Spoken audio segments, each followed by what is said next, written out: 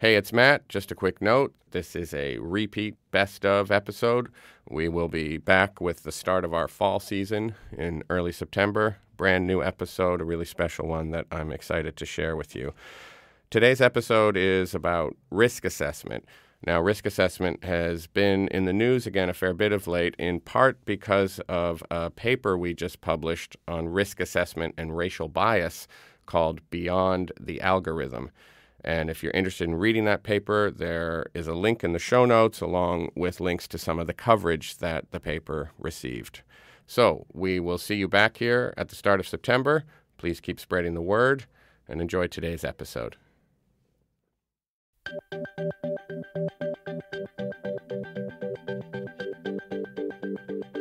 Where this leads is less a question of what the data says or even a question about the technology. It really reduces down to values. Welcome to New Thinking from the Center for Court Innovation. I'm Matt Watkins. Today, as promised in our episode title, we're taking a deep dive into one of the really hot-button issues in criminal justice reform today, risk assessment. Put simply, if you're charged with a crime, who or what gets to decide whether you can be released while you wait for your trial? Judges used to make that decision on their own, but now a new data-based methodology is in use across the country. It claims to be free of bias, objective. But to critics, it's justice by algorithm, with bias, and especially racial bias, built right into the data. Now, given that about 2/3 of people in local jails are being held awaiting trial, the stakes over how pretrial decisions get made could hardly be more urgent. So for those reasons and more, I'm very happy to be joined today by two of my colleagues who work a lot on these questions. Sarah Picard is a research director here at the Center for Court Innovation, and Julian Adler is our director of policy and research. Sarah, Julian, thanks so much for joining me today. Thanks for having us. Hi, thanks. So I thought we could start with taking a step back, take a big picture look at this, and start with the issue of pretrial reform itself, which has become such a kind of focus of energy in the criminal justice reform community. Could we say a bit about why this has become such a focus and particularly this sort of concentration moment over the decision about who gets released and what happens to people awaiting trial? There's a growing recognition that local jails are a major driver of mass incarceration in the United States.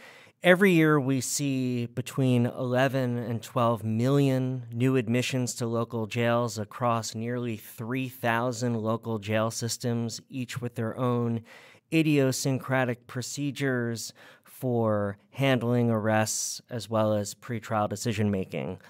At the same time, there's an equally profound recognition, both among reformers as well as the general public, that the majority of that local jail population is pretrial, meaning innocent until proven guilty under our constitutional system. And yet, the majority of folks held in jails rather than being released pending trial are there not because they've been convicted of any crime, but because they can't afford to pay money bail. And this has really been a flashpoint, an awakening, and really has galvanized reformers to look much more searchingly at how we can reduce mass incarceration at its front door, at the jailhouse door.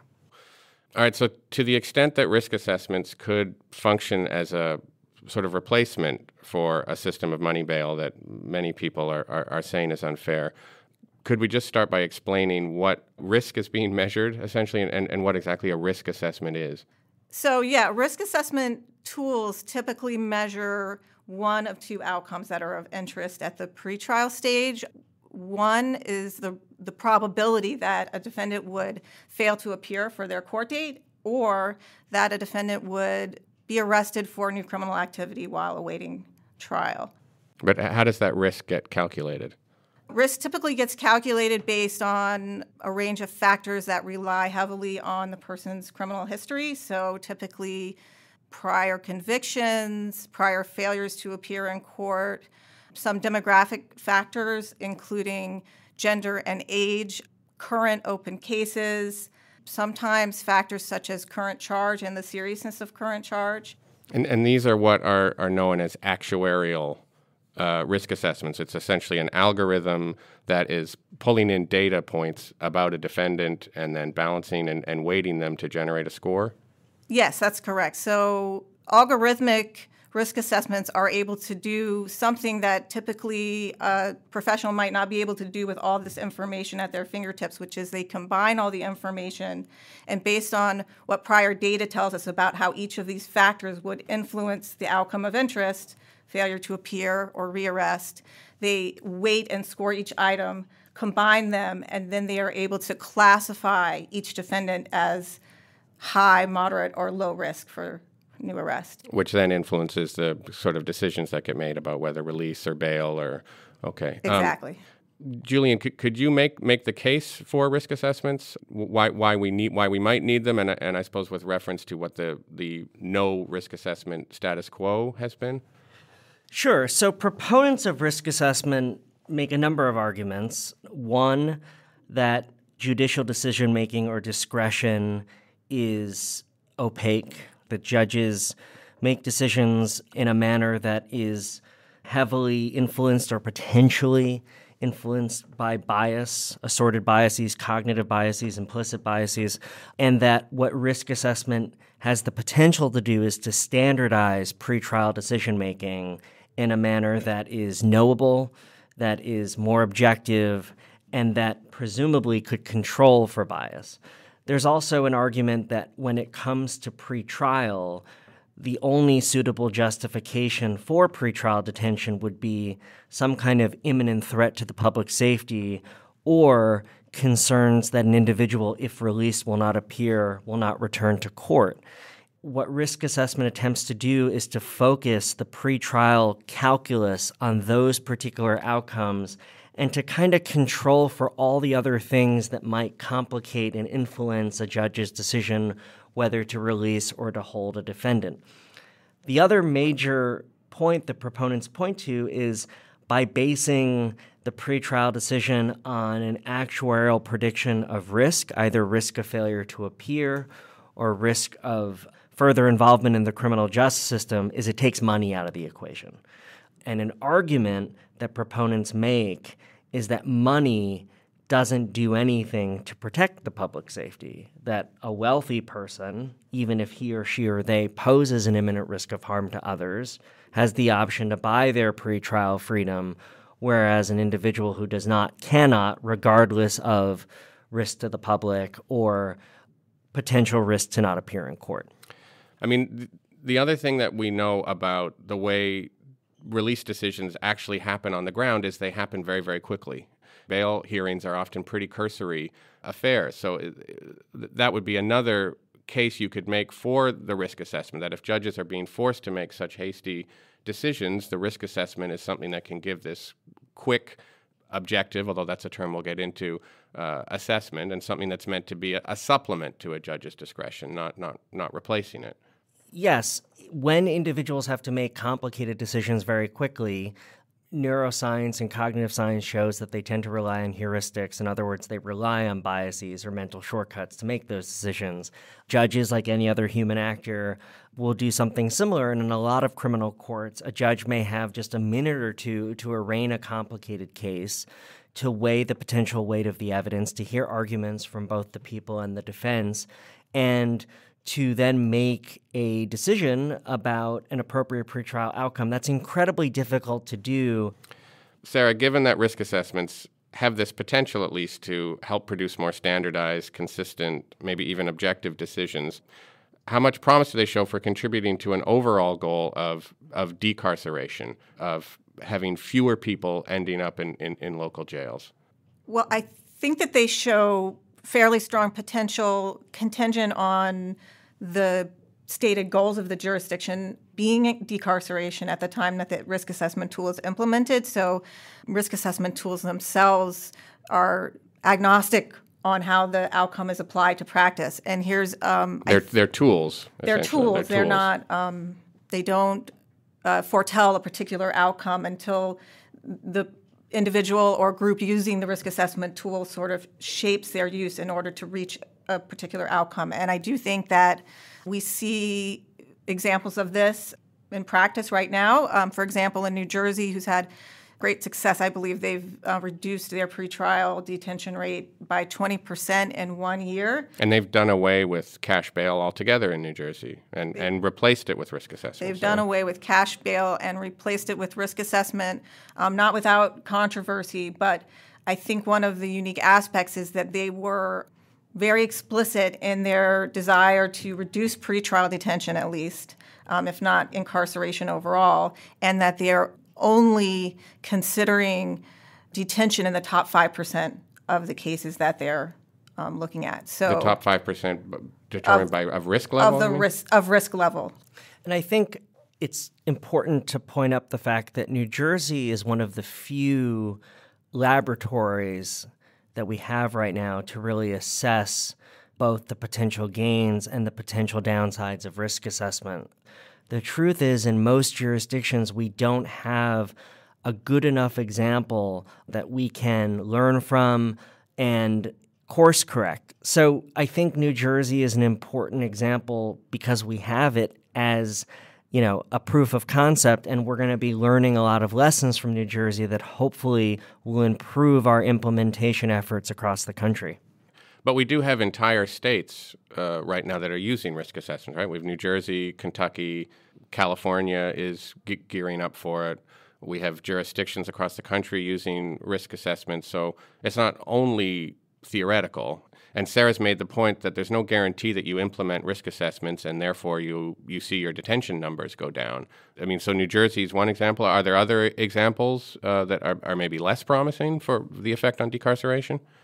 Yes, I think there are. We also have examples where, primarily due to the many challenges of implementation, risk assessments tend to be really good in theory and maybe not as good in practice. So, and that is not necessarily a criticism of the algorithm itself, but more a reality check on how difficult these kinds of big culture change type reforms are.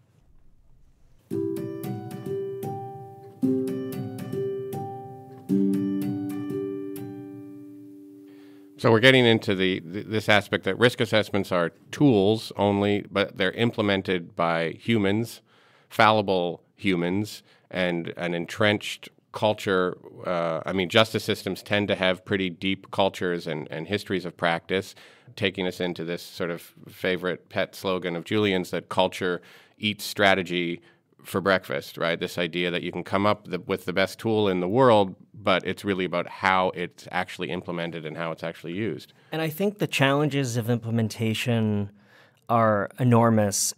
In most jurisdictions, when we're talking about criminal courts, there's something practitioners refer to as the going rates, meaning there's a sense of defense attorneys and prosecutors and judges have about, quote, what a case is worth, based on the charge, based on the facts, based on the weight of the evidence, based on a defendant's rap sheet, and other such things. And that's kind of instinctive, almost cultural, that assessment. It is instinctive. It drives both those rapid-fire arraignments that we described before, as well as the far more frequent informal way that criminal cases in the United States are decided by plea bargain.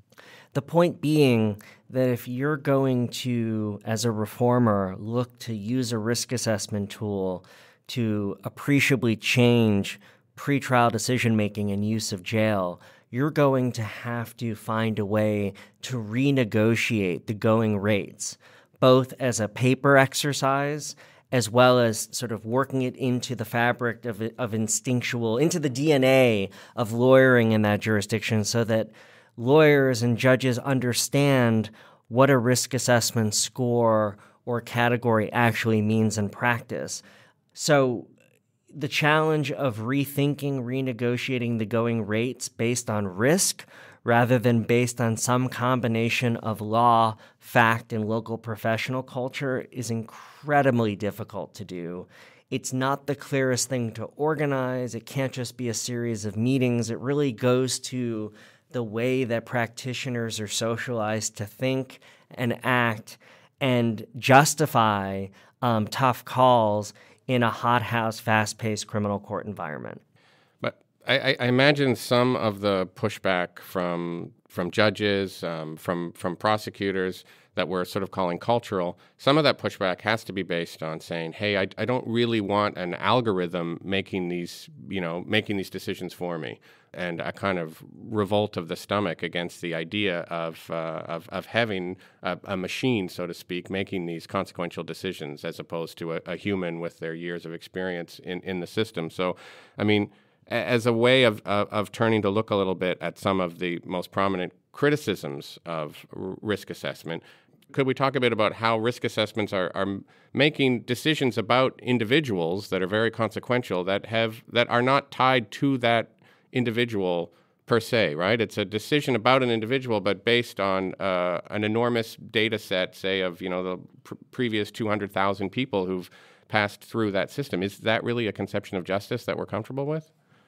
Well, I think that's an excellent question. And I think to your earlier point, there's often, especially by people who are making these decisions all day, as opposed to planners or reformers who may be trying to work with them to make change, that the sort of imperfection of these tools is very consequential, and that they feel there's so much left out of the tool that's important to decision making, that they know based on their own experience that it makes the tools less trustworthy in the eyes of the people who most need to trust them.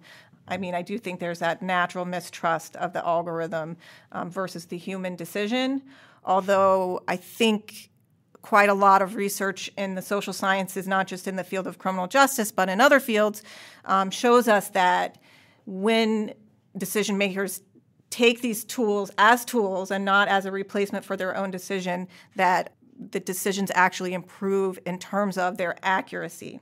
What's interesting about the question is that whether you're for or against risk assessment, there are two mythologies to be debunked. The first is this idea that it's risk assessment or a judge making a decision, and that there's no jurisdiction, including New Jersey and other states and jurisdictions that are very committed to risk assessment, that mandate judges to make decisions based on the risk assessment. So we're not talking about a situation where judges lose discretion. The idea is that a risk assessment can temper, inform that discretion, but not usurp that discretion. The second is the idea that judges, even though they're making decisions based on a particular case, aren't using their experience of prior cases and people to inform those decisions, particularly when they need to make them quickly.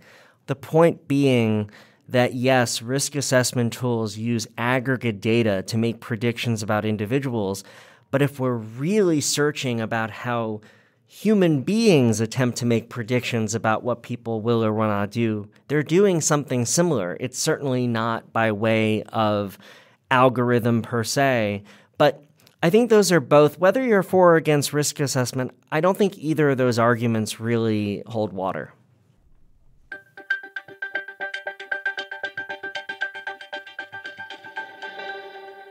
And then another major area of controversy, another argument brought up against risk assessments is this issue of transparency, that a lot of risk assessments are, if I've got this right, put together and marketed by private companies, and their formula, their secret sauce, is proprietary. It's hidden. It's behind a black box. So defendants and their attorneys don't actually know what's going into the risk score that's being assigned to them. That's then influencing a judge's decision. So, I don't know, Sarah, could you talk a little bit about this issue of transparency and where we at the center, and in terms of our interest in risk assessments, come down on that question? I think that this is a major component of the debate about risk assessment, which has little to do with the accuracy of the risk assessment or some of the other controversies around risk assessment, that in our justice system, and in order to ensure due process, all parties should understand how decisions are being made. And I think the field has moved quite a lot on this issue already. So I think 5-10 years ago, many of the risk assessments that were used in practice were as you say, not transparent. And the algorithm could not be understood by the defendant, and this has actually led to several court cases, none of which have spelled the end of risk assessment, but I do think they have served to push the field towards transparency. Our position at the center has always been that transparency is a key priority for risk assessment practice, and that without transparency, it can't be successful. All right, so I think I've saved the biggest controversy of all for last, and that's the relationship between risk assessments and racial bias. Proponents will say that risk assessments really have the potential for getting racial bias out of the system, but there's plenty of evidence that it is in fact not so simple at all to do that. I guess, Sarah, if you could just walk us through a little bit this debate over risk and the effect, pro or con, on racial bias in the system. I think that at the heart of the debate, we're asking ourselves, because racial disparities in the criminal justice system predate risk assessment, how the fact that we have historic bias running through our system intersects with these tools, which rely on factors such as criminal history and sometimes socioeconomic factors in more complicated tools. Critics going back to 2014, Attorney General Eric Holder, have been concerned that some of these seemingly objective factors were, in fact, standing in as proxies for race. So, for instance, you see in many jurisdictions that people of color will typically accumulate longer criminal justice histories, not having to do with any individual propensity for a crime, but partly having to do with socioeconomic factors or policing and criminal justice bias factors. So I think this is the heart of the critique. And one thing that we found in studying risk assessments and developing and testing risk assessments is there's a bit of a quandary where you can develop a risk assessment tool that will, in fact, predict accurately across racial groups. However, individuals from certain groups may be more likely to fall into higher risk categories. So this tendency for risk factors to be correlated with race may affect outcomes. So you may have a racially neutral tool, yet still you may have disparities in the outcomes that a risk assessment produces. For instance, the individual is high risk and therefore they're a candidate for pretrial detention. You may find that in some jurisdictions, African Americans are more likely to fall in high-risk categories and more likely to thereby be exposed to pretrial detention. This is not a criticism of the algorithm itself, which is accurate for African American defendants, but it's a reflection of our reality where African American defendants, for a variety of socioeconomic reasons, may be more likely to become justice system involved, more likely to accumulate criminal histories, and therefore more likely to be in these high-risk categories. So it's not a criticism of the algorithm itself, you're saying, because the algorithm itself is a prisoner of the data that it's relying upon. And that data, in the form of hard numbers, looks very objective. But what we're saying is that, in fact, that data is produced by a very subjective system, that there's human subjectivity in deciding who you're going to arrest or how many police officers you're going to put in a given neighborhood or who you're going to charge if you're a prosecutor. So that data looks objective but produced by a subjective system. Is that one way of explaining the paradox? It's the paradox, and it points up the argument that when we debate risk assessment, particularly with respect to racial bias, we're debating a lot of things. We're debating policing practices and prosecutorial decision-making and a host of other factors that complicate both pretrial decision-making as well as whether or not risk assessment is the right strategy to improve pretrial decision-making. I think that's part of what makes the debate so complicated, is arguably risk assessment itself is a proxy, and it's a proxy for broader concerns about racial bias and disparities in the criminal justice system writ large. All right, then, but do we have a message, I suppose, for practitioners across the country who are either already using risk assessments or are interested in using them, with the goal of reducing their pretrial population, and they're, perhaps confused, perhaps alarmed about this question of the relationship between risk assessments and race? Do we have a message for them about whether we think this technology is retrievable from that perspective? We definitely have principles for using these tools that are more likely to lead to success and less likely to lead to some of these unintended consequences. So I think revisiting the idea of what are the values of the jurisdiction before they begin risk-based decision-making. What is the outcome we are trying to get to before we adopt a risk assessment tool, and not believing that the risk assessment tool is itself going to bring the outcome that's desired.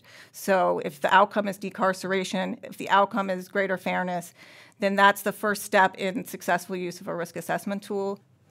I think there are two questions that a well-intentioned practitioner needs to ask and answer as honestly as possible. The first is, how am I using risk assessment? And we've discussed a range of things that we think can improve the practice, transparency, so that if you're using an algorithm that is not publicly available, either make it publicly available or change to a tool that can be made publicly available.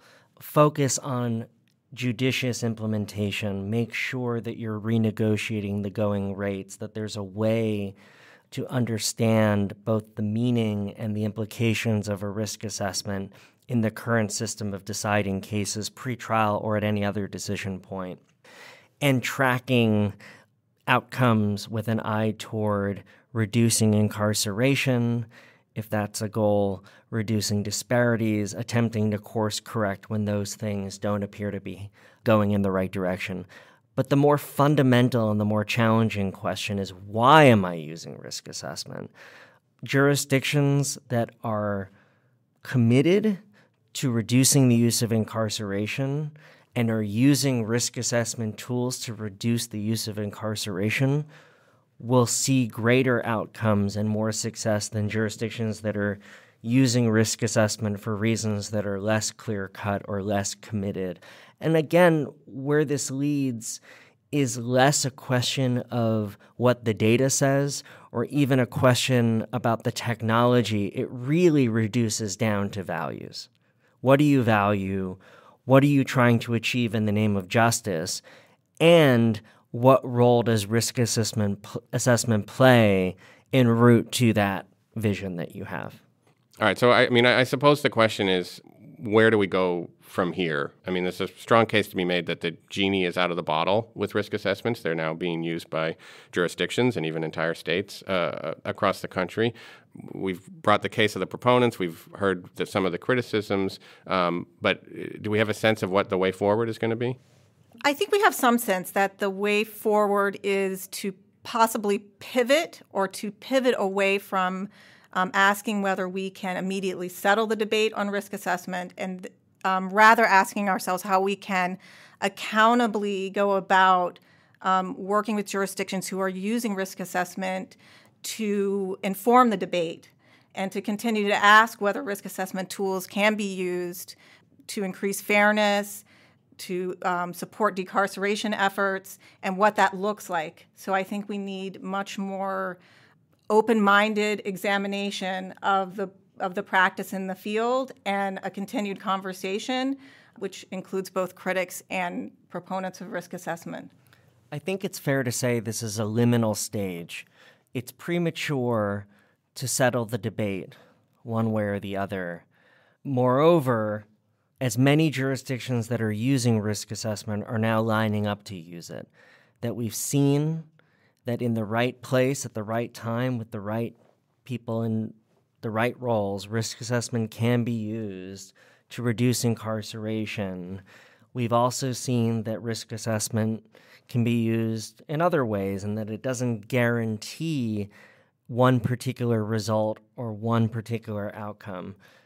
It would arguably be irresponsible to abandon risk assessment in the sense that we would stop trying to improve the science, improve the practice, and support practitioners who wish to both reduce incarceration as well as mitigate racial bias and other biases that interfere with what we consider due process of law and the fair administration of justice.